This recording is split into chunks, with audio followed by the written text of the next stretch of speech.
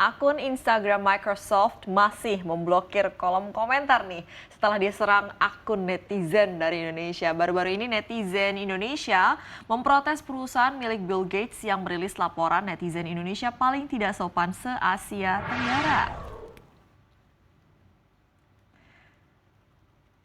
Akun Instagram raksasa teknologi global Microsoft yang berkantor pusat di Redmond, Washington masih menutup kolom komentar media sosial Instagram mereka sejak 26 Februari hingga Senin siang ini. Kolom komentar yang ditutup untuk 10 unggahan foto Microsoft periode 19 Februari hingga 28 Februari. Sebelumnya, Microsoft mengumumkan tingkat kesopanan pengguna internet sepanjang 2020 dalam laporan berjudul Digital Civility Index hasil survei 16.000 responden di 32 negara. Indonesia berada di urutan ke-29 dari 32 negara yang disurvei untuk tingkat kesopanan, sekaligus menjadi yang terendah di Asia Tenggara. Usai laporan ini rilis, akun Instagram Microsoft sempat dibanjiri komentar berbahasa Indonesia yang tak terima dengan hasil survei. Sadar akun perusahaannya diserang, Microsoft pun menonaktifkan kolom komentar akun mereka pada Jumat 26 Februari lalu.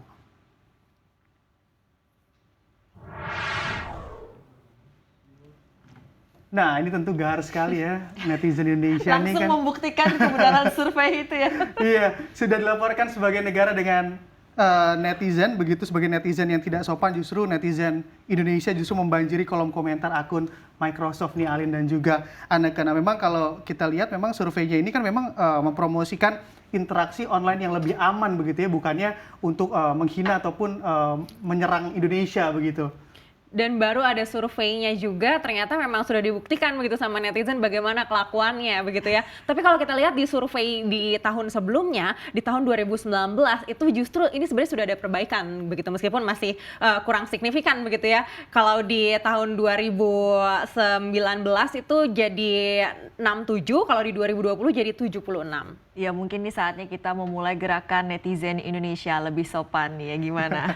Biar kita semakin meningkat gitu ya rankingnya gitu ya, attitude bersosial medianya.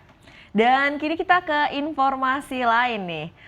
Amerika Serikat di bawah kepemimpinan Presiden Joe Biden ini batal menjatuhkan sanksi kepada putra mahkota Arab Saudi Mohammed bin Salman atau yang dikenal sebagai MBS ya, sehubungan dengan peran sentralnya dalam pembunuhan jurnalis Jamal Khashoggi.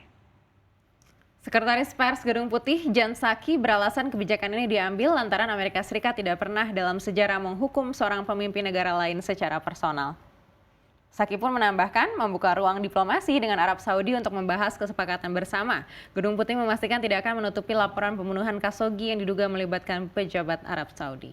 Gedung Putih di tangan Biden tidak jadi menindak MBS atas kasus Khashoggi, namun menjatuhkan sanksi kepada mantan Wakil Kepala Dinas Intelijen Kerajaan Ahmad Hassan Muhammad Al-Asiri yang dituduh sebagai biang keladi dalam plot tersebut.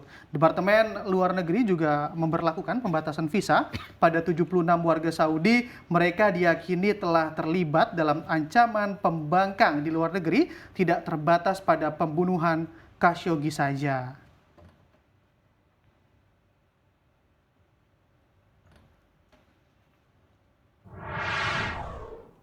Nah, ini kalau kita lihat ada apa nih sama Amerika Serikat. Kalau kita lihat juga memang jadi gentar begitu ya di hadapan Arab Saudi. Dan memang kalau kita lihat Direktur Intelijen Nasional atau DNI begitu ya, beberapa waktu lalu memang sudah jelas sebenarnya menyebut putra mahkota Saudi MBS ini memang terkonfirmasi memerintahkan aksi pembunuhan jurnalis Jamal Khashoggi ini. Tapi kalau kita lihat kelihatannya Arab bukan kerajaan yang memang tepat untuk diajak jadi musuh begitu ya, Aneka dan juga Alin. Tapi kalau kita ingat dari kemarin juga memang iya begitu. Kalau kita ingat di zaman Donald Trump juga sebenarnya dia juga tidak begitu berani begitu kalau dilihat melawan Arab Saudi ya. Tapi kalau di Biden ini saya jadi ingat beberapa saat yang lalu ini kan Biden sempat juga menghubungi Raja Arab Saudi begitu. Mungkin ada perbincangan di situ yang melibatkan kasus ini, kita juga tidak tahu ya. Iya, tapi yang pasti memang kalau terkait dengan MBS sendiri ini memang kita tahu adalah anak kesayangan dari Raja Salman, sekaligus juga boleh dikatakan pemimpin de facto Arab Saudi ya. Ia juga merupakan pemangku kebijakan strategis yang bertindak sebagai seorang Perdana Menteri, dan sebenarnya sudah banyak langkah-langkah yang boleh dikatakan kemajuan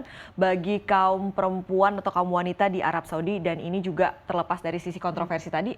ada juga lah beberapa hal yang mungkin bisa diapresiasi dari seorang MBS. Nah, kalau kita ingat tadi bahwa MBS-nya anak kesayangannya Raja Saudi ya, Raja Salman, ya wajar ya kalau misalnya Raja Salman juga akan siap membela seperti itu kan, andai kata di utak-atik lah kalau gitu ya, putra mahkotanya ya.